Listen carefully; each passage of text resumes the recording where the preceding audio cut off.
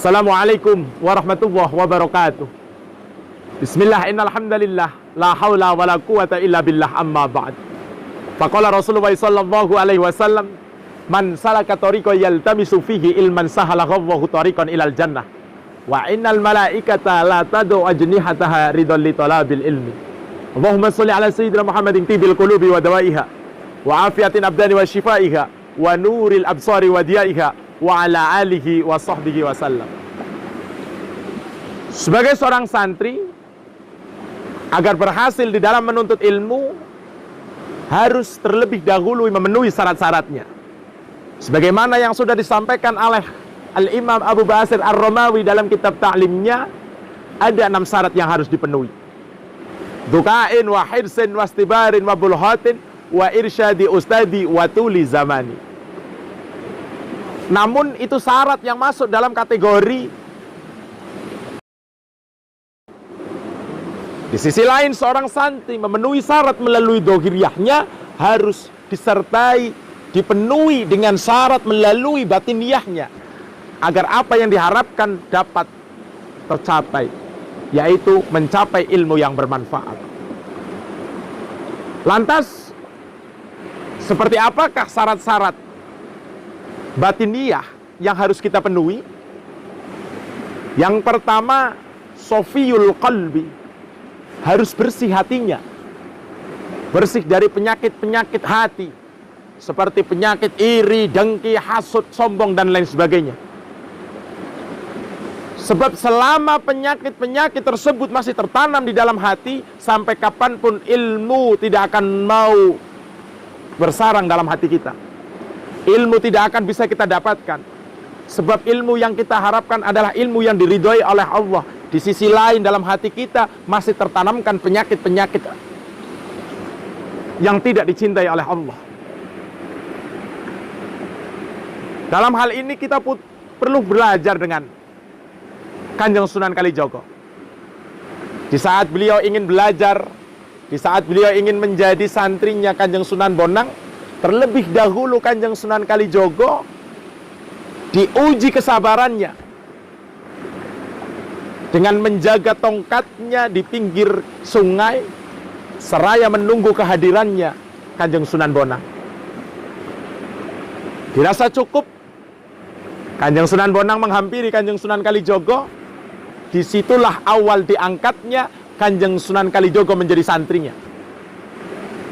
Dengan keikhlasannya menjadi sebab bersihnya hati, kesuciannya hati, sehingga Kanjeng Sunan Kalijogo mendapatkan gelar waliyullah, diangkat menjadi kekasihnya Allah. Karena syarat yang pertama itu sofiyul qalbi.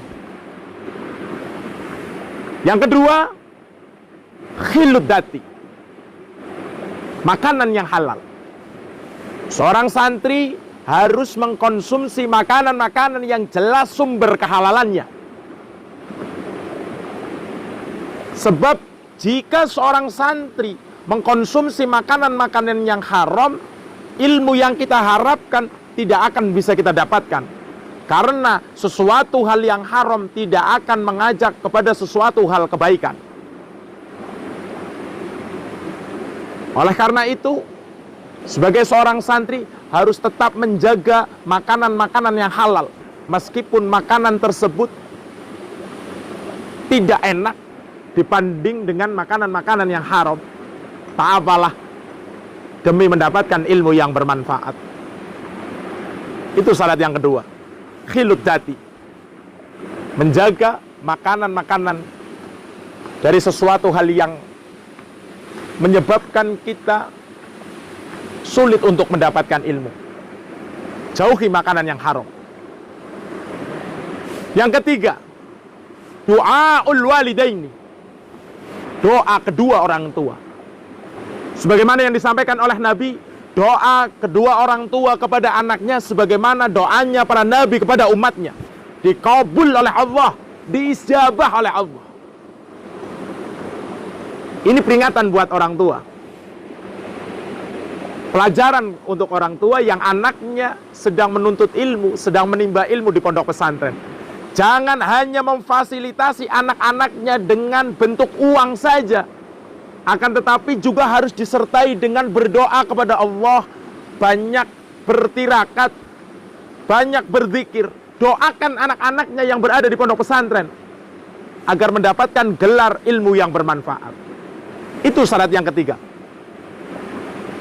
Doa dari orang tua. Yang keempat, ridho syekh. Syarat yang keempat ini menjadi peran penting sebagai seorang santri agar mendapatkan ilmu yang bermanfaat. Ridho dari seorang guru. Secerdas apapun itu seorang santri, mudah menghafalkan puluhan-puluhan kitab, akan tetapi tidak mendapatkan ridho dari seorang guru, jangan pernah mengharapkan ilmu yang bermanfaat. Jangan pernah mengharapkan ilmu yang diridhoi oleh Allah. Belajar dari orang-orang besar, belajar dari orang pendahulu-pendahulu kita, guru-guru kita. Salah satunya Hadratus Syekh Kiai Haji Hasyim Asy'ari. Beliau mampu membangun, beliau mampu mendirikan jam'iyah terbesar di dunia. Jam'iyah Nahdlatul Ulama. Itu berawal dari ridhonya seorang guru, Kiai Haji Khalil Bangkalan Madura. Dari sisi yang lain,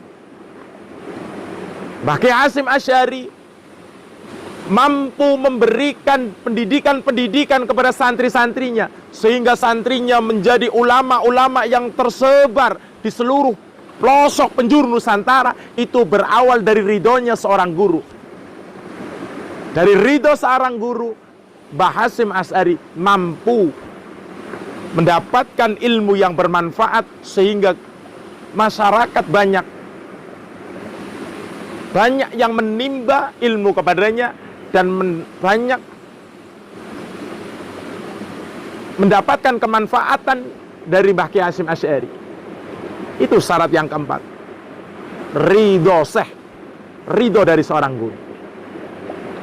Ingat, untuk para santri yang sedang menimba ilmu, 4 syarat melalui batiniyah harus kita kerjakan, harus kita amalkan, semata-mata demi untuk mendapatkan ilmu yang diridhai oleh Allah.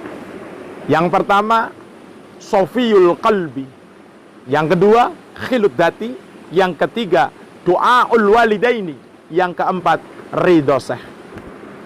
Semoga dengan 4 syarat yang akan kita jalankan bisa mendapatkan apa yang kita harapkan, sehingga ilmu manfaat mampu kita dapatkan. Lantas, ilmu manfaat itu ciri-cirinya seperti apa? Ciri-cirinya, di antara salah satunya ini, menjadikan diri kita lebih baik. Manfaat untuk diri kita, terlebih untuk orang lain. Masyarakat merasakan buih dari ilmu yang kita dapatkan. Atau contoh yang lain, semakin banyak ilmu yang kita dapatkan, semakin kita takwa kepada Allah, semakin kita dekat dengan Allah. Itu yang dimaksud daripada ilmu yang bermanfaat. Semoga kita mendapatkan ilmu yang bermanfaat, ilmu yang diridai oleh Allah Subhanahu wa ta'ala. Sekian dari Al-Fakir, kurang lebihnya mohon dimaafkan. Ma asobaka min sayi'atin faminallah, wa ma asobaka min sayi'atin faminafsik. Apabila ada kebenaran itu langsung datang dari Allah Subhanahu wa ta'ala, dan apabila ada kesalahan itu semata-mata datang dari Al-Fakir pribadi. Usikum wa nafsi bitaqwallah. Wassalamualaikum warahmatullahi wabarakatuh.